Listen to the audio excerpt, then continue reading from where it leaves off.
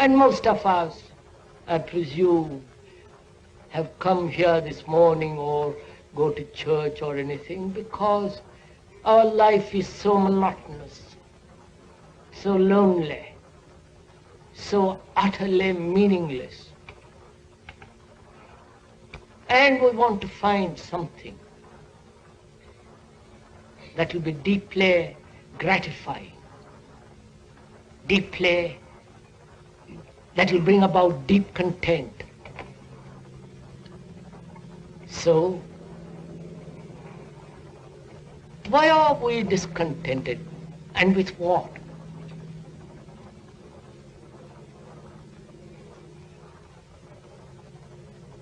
Please answer the question to yourselves. The speaker will go into it, but you have to answer it for yourself.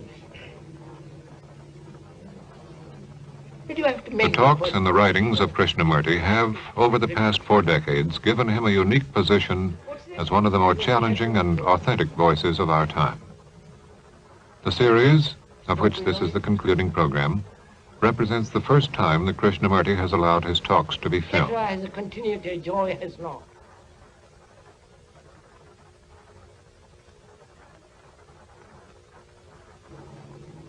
We are discontented through comparison.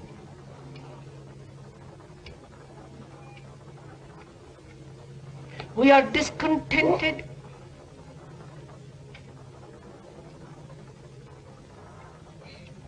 to bring about a change in what is.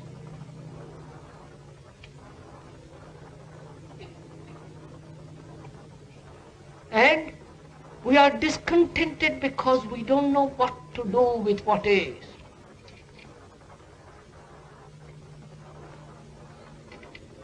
And being discontented with what is, we develop the idea of what should be, the ideal, the utopia, the gods, the heaven, and so on and on and on. So our action then is based on an idea,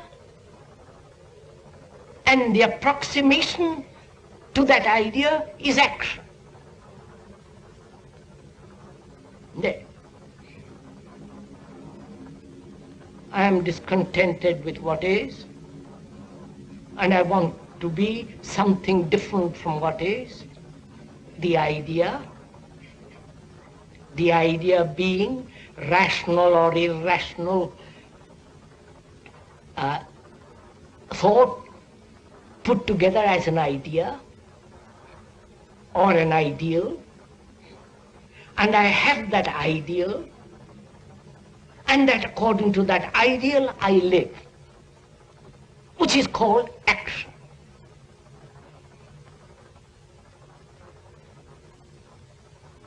And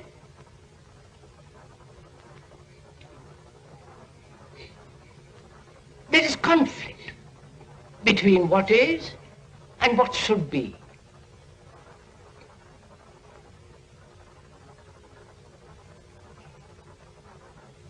And in that conflict we are caught.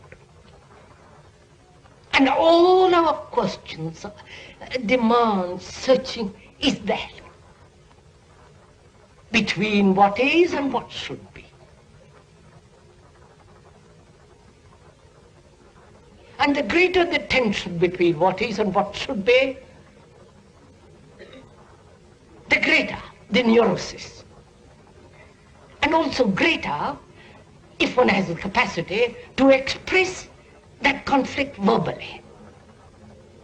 In the theater, in music, in art, in so many ways, literature and so on.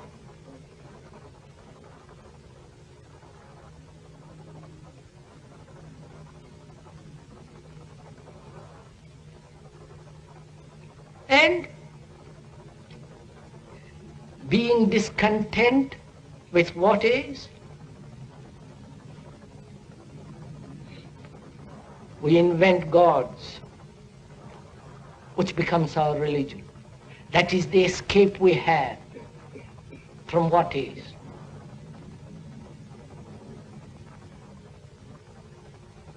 And is it possible to radically change what is? That is the real search, not the other.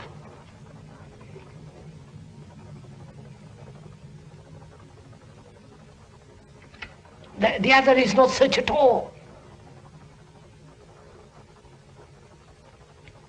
Is it possible to totally bring about a mutation in what is?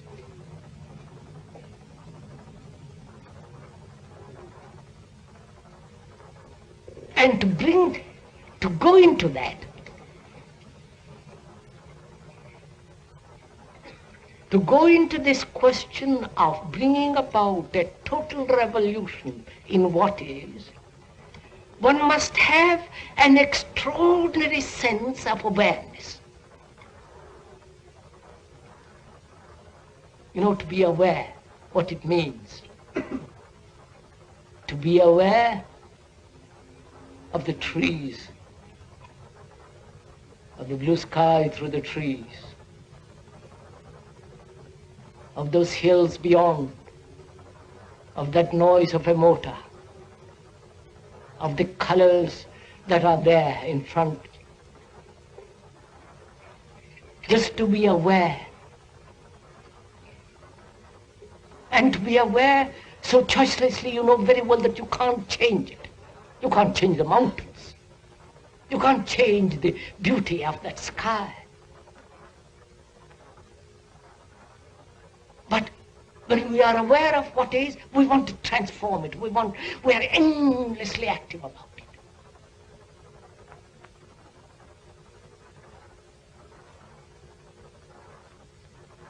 And there begins sorrow. Because with the ending of sorrow is the beginning of wisdom.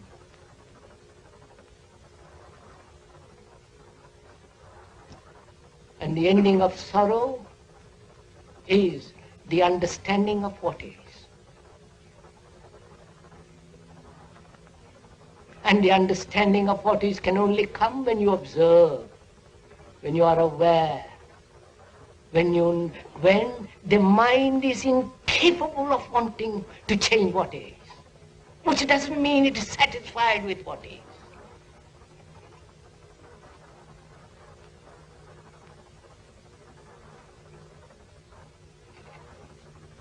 So,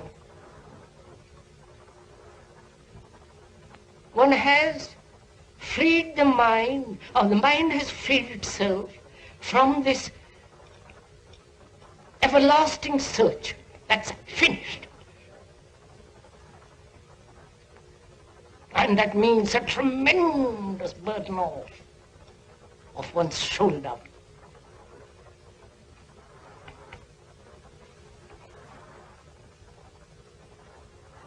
Being free, you can look.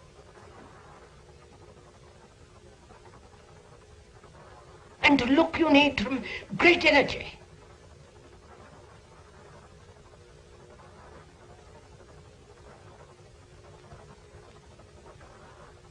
And that energy comes only when there is this awareness without conflict. This awareness in which there is no conflict of any kind. Just observation. And there will be conflict only as long as there is the observer and the observed, which is what is. But what is the observer. Please don't learn phrases, but see the actual fact. Then you will find that where there is the observer,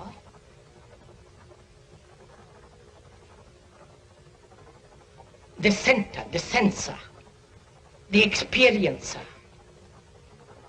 the entity that is always creating the division between the observed and the observer.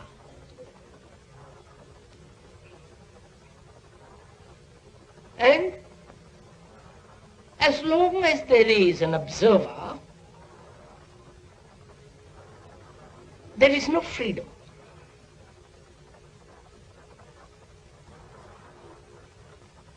You know, every object, like this microphone, creates a space round itself and is in space.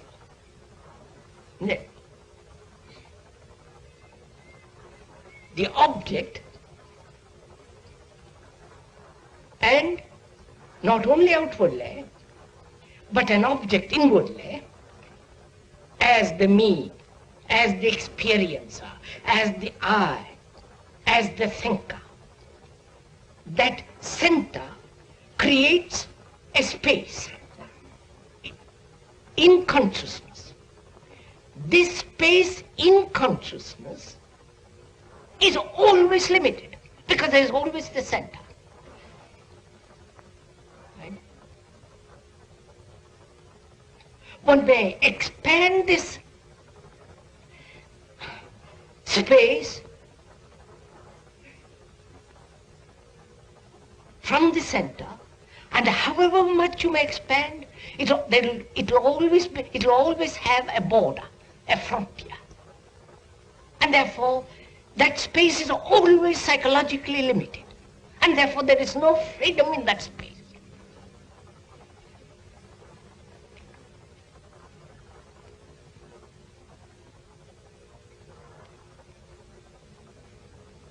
And that center, that observer, is obviously memory.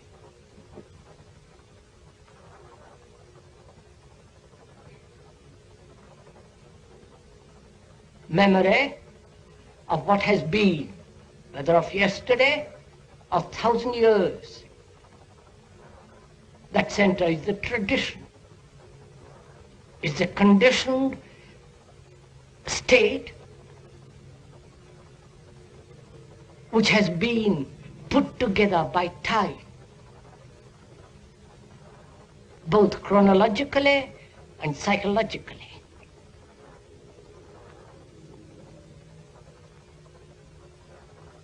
That center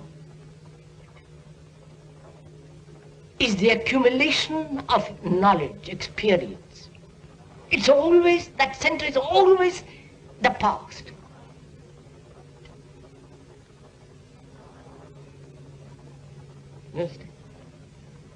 Therefore, that center is not a living thing. It is a dead memory of what has been.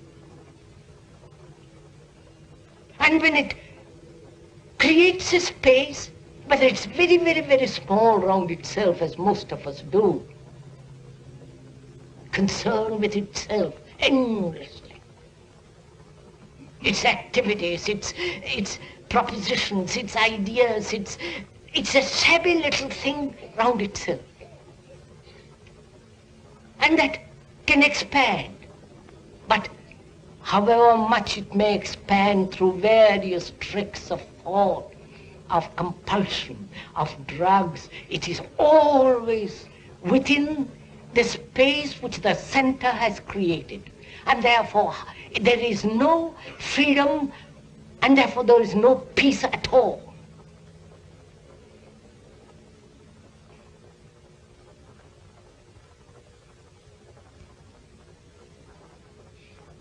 And when one observes that only when there is space, there is freedom.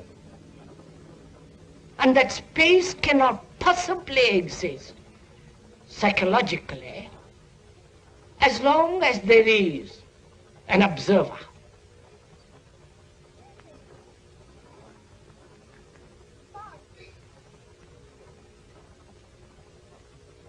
Right?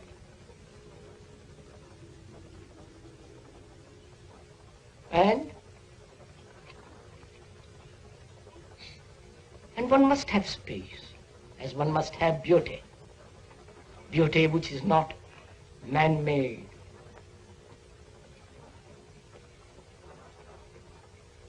And is it possible then, if there is no time at all,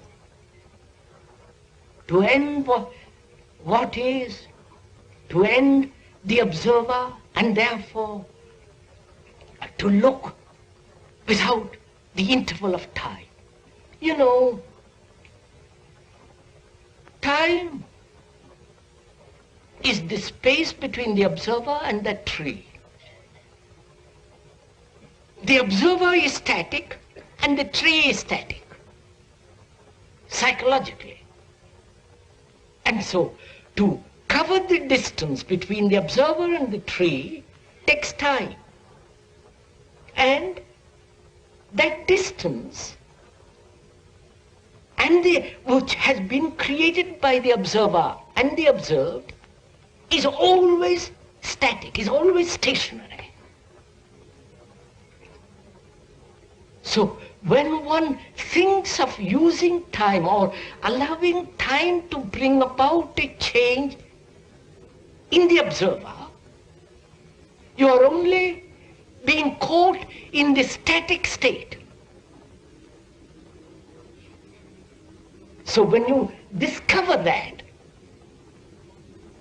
then you ask, is it possible to change instantly what is? The center is violence. I'm taking that as an example. It isn't really an example, it's a fact. One is violent, that's a fact.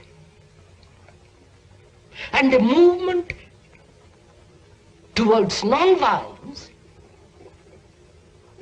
is static movement. It's no movement at all.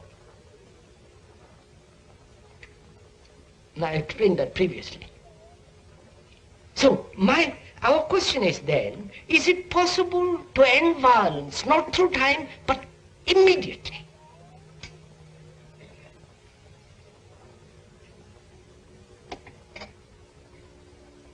Because if there is observer, he's always limiting the space, and therefore there is no freedom. Therefore, as long as the observer exists, every form of attempt to transcend it, to go beyond it, is still a waste of time. So our question then, is it possible to end what? The observer, not what is.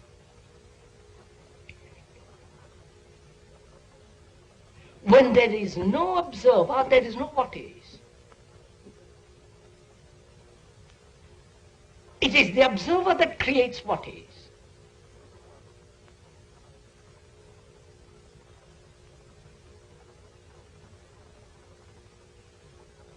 So, how is it possible to end the violence,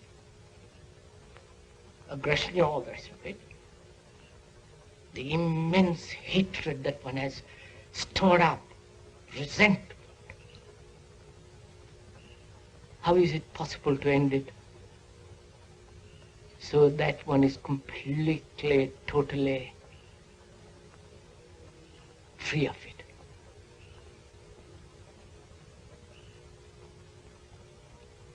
Probably one has never asked this question. Either one has said it, one puts up with it, gets used to it, and carries on. But if one puts that question, either you put it casually, or you put it with intention to find out. Therefore you become very serious. And when you put that question, because you are serious, because you are intent, then you are aware of the whole process of the observer. which means you are totally attentive. You understand? Completely attentive. And in that attention there is no border created by the center. And when there is complete attention, there is no observer.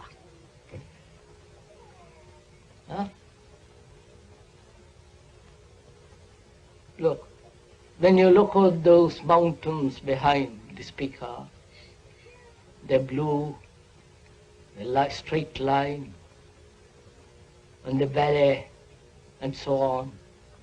When you give your complete attention to look,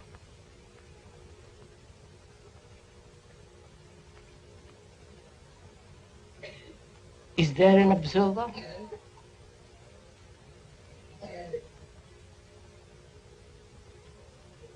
The observer comes into being only when in that look there is inattention, which is distraction.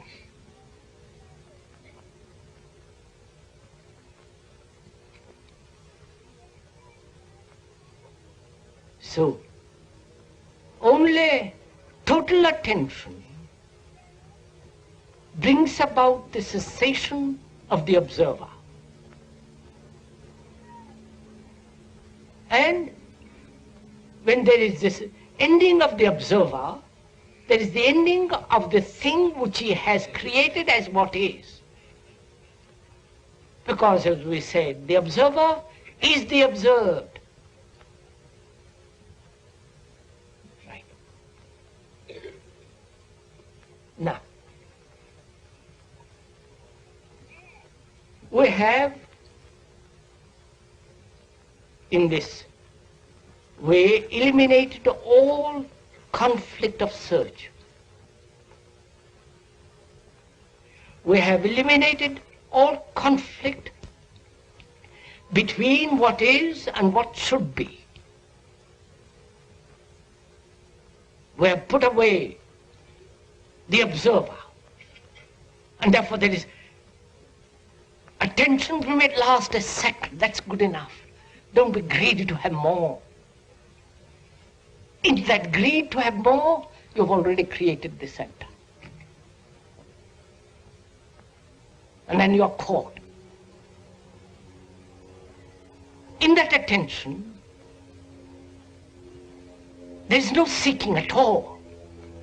And therefore there is no effort. So the mind becomes extraordinarily alert,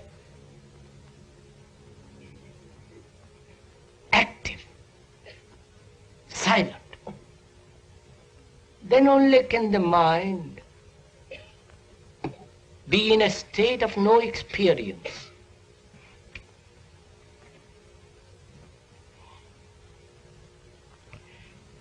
And this is important to understand. We all depend on experience. Experience being to go through something.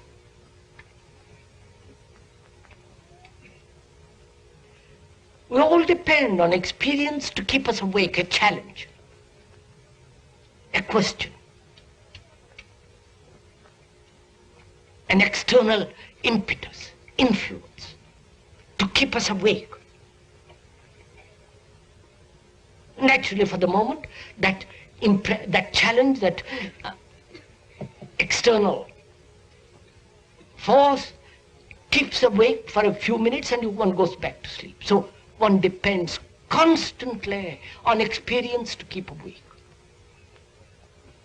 And when one realizes that, you reject all outward stimulus, all outward or inward experience.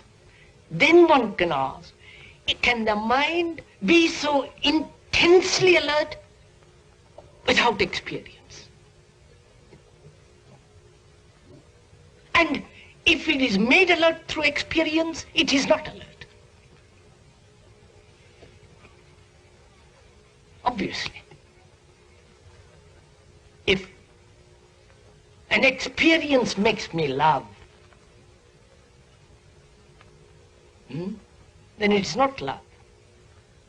Behind it there is a motive.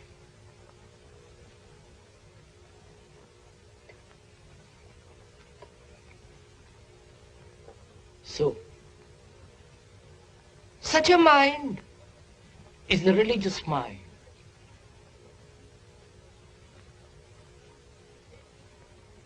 No longer seeking, no longer demanding experiences, is not caught in visions.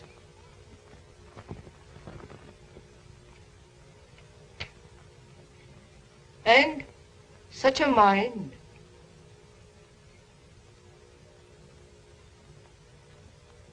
has an activity totally different, at a different dimension,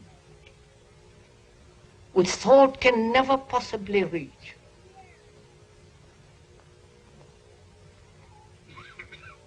Thought has a place, very small place. But when one realizes that, thought has no place at all. Which doesn't mean you live on ugly little sentiments, emotions.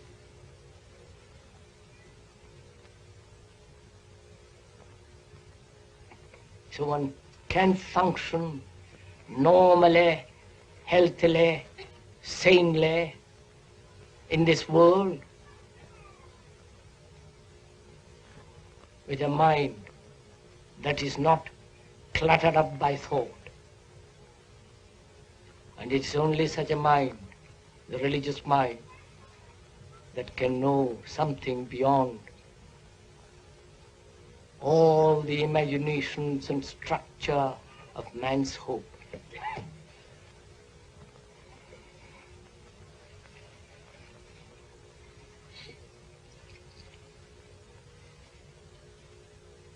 This has been the concluding program in a series of 8 presenting the talks of Krishnamurti.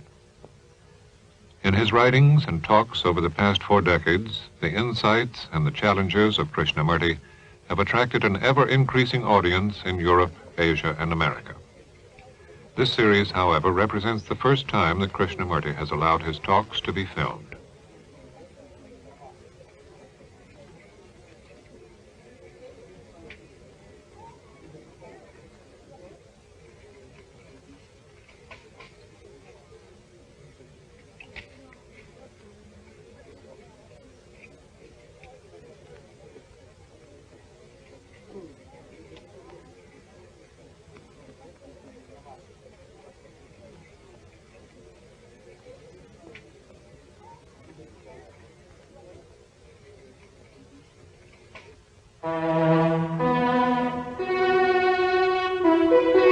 This is NET, the National Educational Television Network.